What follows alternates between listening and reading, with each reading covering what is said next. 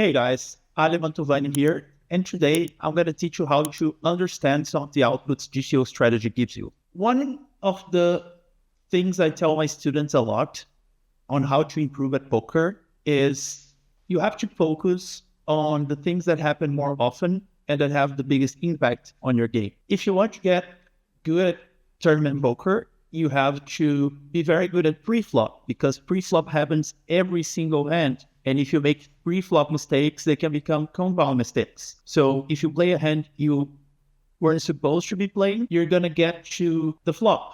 And in the flop, it's going to be more expensive and you're going to be putting even more money with the hand that shouldn't even have put money in the first place. And it grows exponentially because the pot's going to get bigger by the turn and by the river.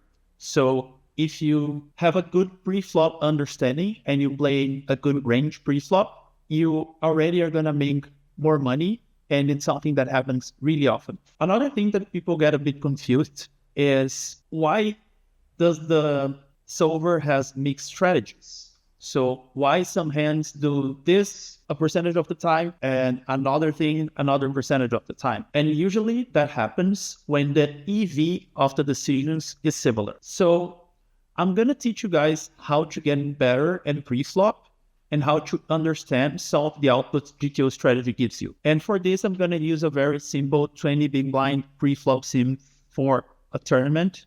And it's going to be 90% of the field left. So you can see this is the opening range from under the gun. And you already can see that there are some hands that mix. So Queen Jack offsuit. When you look at the bottom right corner, you're going to see that both raising and folding this hand is 0 EV. That's why this hand is mixing raising and folding. And same happens with King 10 offsuit, Ace 9 offsuit, and Jack 9 suited. So let's go for the under the gun raise. And then you can see the responses of the players in the rest of the table. And you're going to see a lot of mixed strategies across the board. So when under the gun opens from this stack size, under gun 1 can 3-better fold Ace Jack off, 3-better fold King Queen off. And then some hands have fewer strategies, which means that the EV of 3-betting queens and kings is higher than the EV of any other option you can take with these hands. And you can go through the entire table, understand how the ranges should look like. And this is something that happens really often. So you are short stacked, you're facing a raise, and you are on the big blind. And you know you have to defend a lot of hands because you're getting a good price. So you can see that at this part of the tournament and this stack depth, you're going to defend all the suited hands, you're going to defend all your ace-x, and then you're going to have some jams. And some people have a hard time understanding why, for example, a hand like Jack 10 suited is jamming sometimes, and a hand like King 10 suited is jamming pure. Again, mixed strategy, so the EV between jamming and calling is very similar, and then pure jamming because the EV of jamming is much higher than the EV of calling. And I'm going to show you how the under the gun reacts after the big blind jams, and this is going to become pretty clear. So big blind goes all in, and this is the calling range of the under the gun player. So when you jam King 10 suited, you're getting under the gun to fold King Jack offsuit, King Queen offsuit, and King Queen suited. So this means that we are getting hands that dominate us to fold. And we have pretty good equity against the hand that end up calling us because we are flipping with 8s and 9s. And we have good equity against Ace Queen and, of course, against Ace King. We don't have great equity, but when we have a king in our hand, they have kings and Ace King less often. So when you look at this, you understand why King 10 suited is going all in.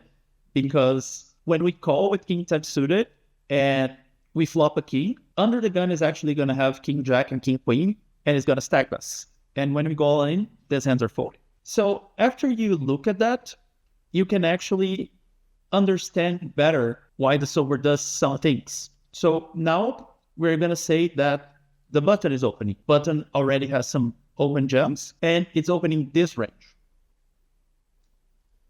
And then the big blind is going all in with all the pairs, is going all in with most ace-x, and is going all in with King 6 suited and King 7 suited here. By the way, this is a jam that a lot of regulars miss. The all-ins with King 6 suited and King 7 suited. And this follows a similar logic than the one versus under the gun. because when king 6 suited and king 7 suited go all in, you can see that the button is opening king 7 offsuit or better. So you get button to fold all of these combos that are dominating king 7 suited. And king 7 suited is flipping with 5s and 6s, has 30% equity against this part, and of course is not in a great shape against this, but it is a very good hand to go all in because you get all of these folds, and a decent part of the folds is from hands that are dominating us. So yeah, I think that a good first step is getting really good at pre-flop. And as I did in the previous video, I think that these strategies are very complex. So better than just looking at sims is always trying to look at some sims, understanding the dynamics, and then training the spots. All right, time to create our drill. So we go MTT, pre-flop, custom, and we're going to do pre-flop only at 20 big blinds. We are going to do button versus big blind. We are facing an open, and the hero is out of position. And then we're going to just run some spots to see if we have understood the strategy. Button opens, this is a hand we defend, and make sure we look at the range again, right? So we're jamming the pairs, we're jamming a lot of ace-x, we're jamming king 6 suited, king 7 suited, and we go through some hands. I'm not going to keep doing this. I'm just going to show you again how to get better at the game. We go all in with this hand. This is the correct play. All right. So you can do this every day. You can do this before your session. You can tell yourself, okay, I'm going to drill like 50 pre-flop spots every day, and this is going to make you get way better at poker. Now, there's a lot of things you can do in order to understand the game better and keep improving. So, for example, we can look at 25 big blinds now, and then we're going to see what changes. So, undergun raises, big blind again. You can see that now we have much less hands that go all in. Does the same apply against the button? We are still jamming a lot versus the button.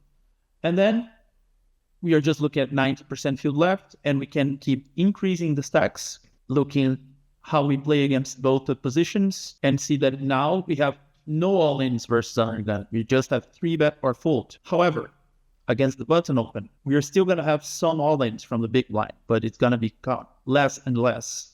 And we can keep increasing the stack sizes until we see that we are not jamming any single hand. So we already learned that against the undergun, we are not jamming anymore. Against the button, at 40 big blinds, we still have some hands that go all in. And you can see that our friend king 7 suited, it's still in the mix. Have you ever seen someone jam king 7 suited, big blind versus button for 40 big blinds? I don't think I have, to be honest. 50 big blinds. All right, at 50 big blinds, we have virtually no more jams. And again, there's a lot you can do to investigate and understand how the ranges change and how the strategies change throughout the game. If you do that in an organized fashion and you focus and prioritize spots that happen more often, you're going to get better at the game much faster. And GTO strategy has all the tools to help you improve your game.